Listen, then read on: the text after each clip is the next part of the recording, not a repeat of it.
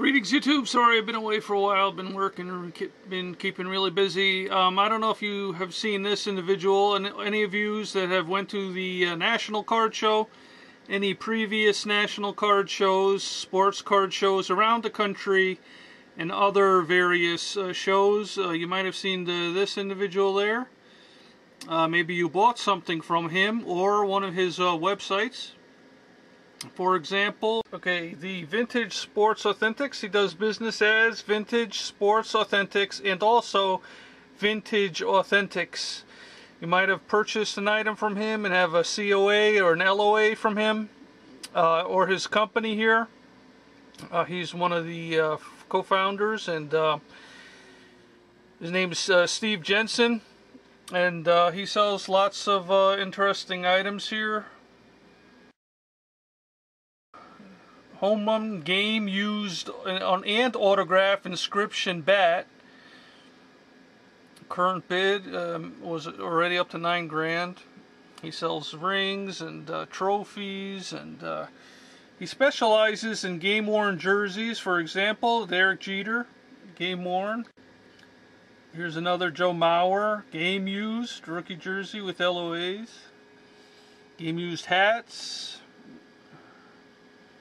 Kirby Puckett, game used in 1988. Game used gloves from Ken Griffey Jr.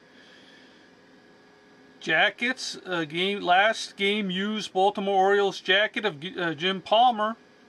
Get it while you can. Jared Allen, game used jersey from a Bears game. The Bears. Game used A-Rod bat. Autographed, of course, Mickey Mantle autos and older Babe Ruth. What they expect from scammers, like I keep telling you people. If you recall, as I mentioned several times, Vintage Authentics and Vintage Sports Authentics, the same guy, same people. They sell garbage. They sell garbage. Plain and simple, they're scammers. Here's a Michael Jordan game used rookie shoes. Not only that, they are autographed, and surprisingly no bids. I guess some people know that that's garbage. He even has a Ronald Reagan autographed Detroit Tigers jersey. I'm surprised he didn't put game used in there. He does in everything else. I showed you his picture. You may have seen him at the National, but I don't know, because what happened to him, he got arrested at the National in Chicago. By who? Who did he get arrested by? Sorry, FBI, you guys are resting on your laurels. I don't know what for. You've been investigating these people for years. You got beat to... Oh, this must hurt you guys royally. I know some of you watch my videos. This must hurt your... Well, I don't want to, disrespect you guys, because I know you guys do a lot of fine work, but I don't know what you guys are waiting for.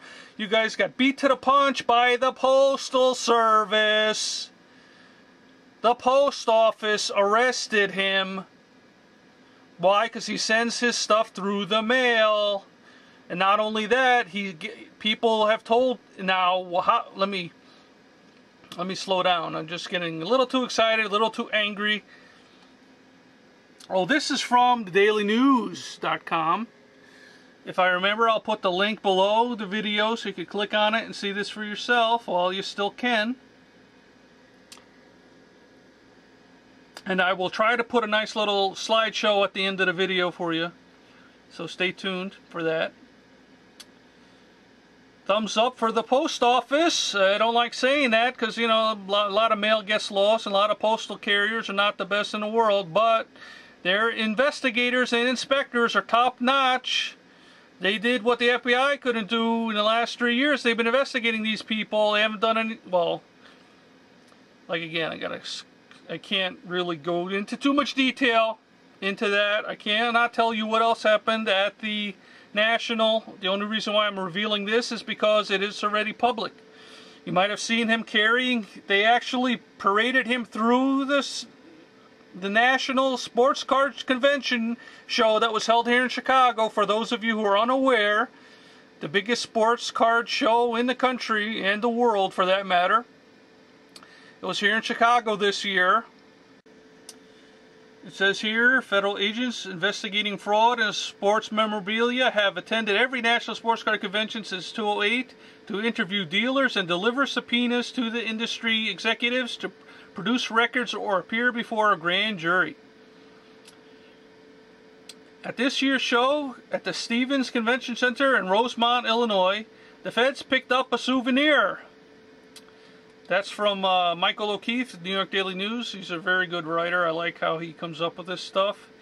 They picked up an awesome souvenir, in my opinion. A Minnesota memorabilia dealer accused of selling bogus game-used jerseys, his company claimed, have been worn by Alex Rodriguez, A-Rod, Mark McGuire, I can't believe people still buy that stuff, and Albert Pujols.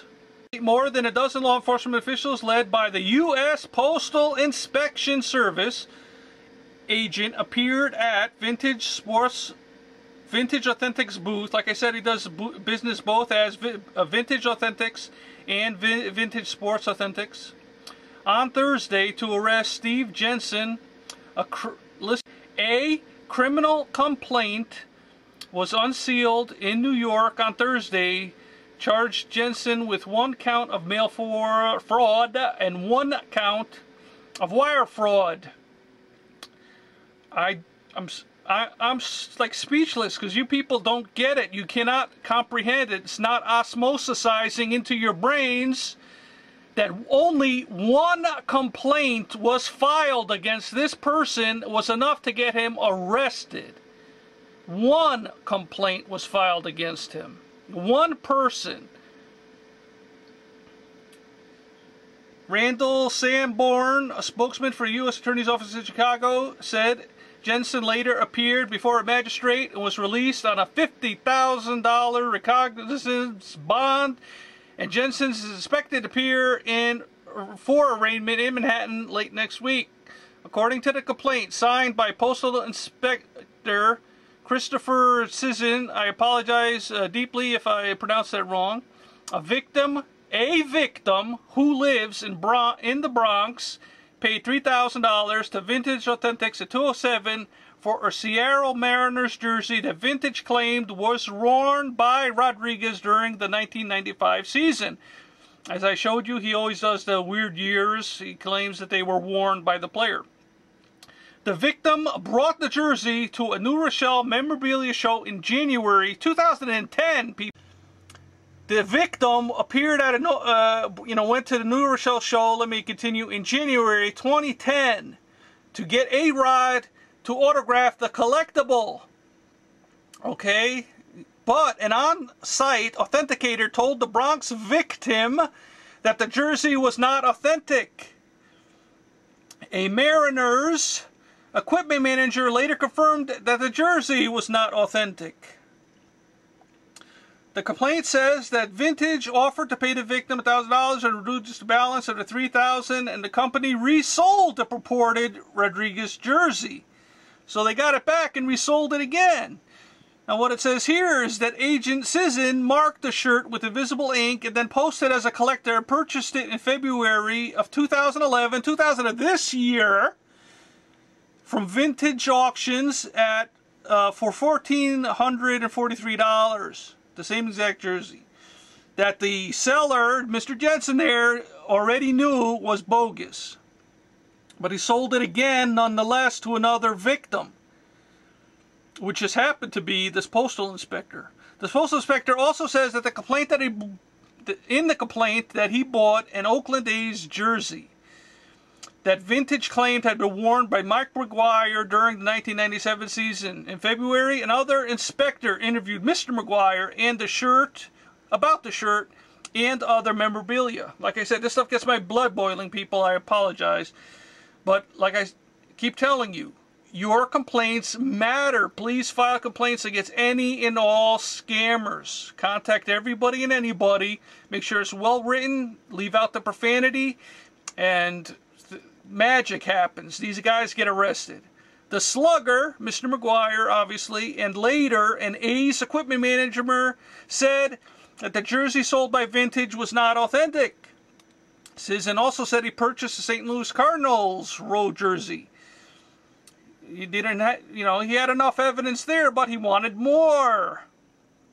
3 strikes, you're out, in other words. So he bought another jersey from Vintage, and the auction house claimed that had been worn by Pujols, like the scammers like to say, during the 2002 season. Pujols told another federal agent that he still has both jerseys the Cardinals issued him during the 2002 season. Chicago office of the FBI had been investigating fraud in sports memorabilia since 2008. The target of investigations appears to be Maestro, like some people like to call it, Auctions, which was closed down because of selling all kinds of bogus cards and altered vintage cards and garbage like such as that. And this, scammers are scammers, can't be trusted, don't buy nothing from them. Which was, sorry for the editorial, but this is my video, so I can do what I want.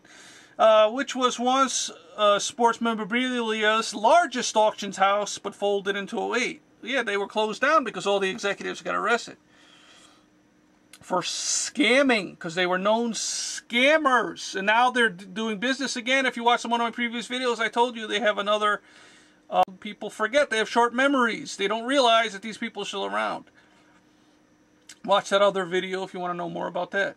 The FBI's previous memorabilia investigations, Operation Foul Ball, Operation Bullpen, targeted forgers who flooded the memorabilia market with millions of dollars worth of bogus athlete and celebrity autographs.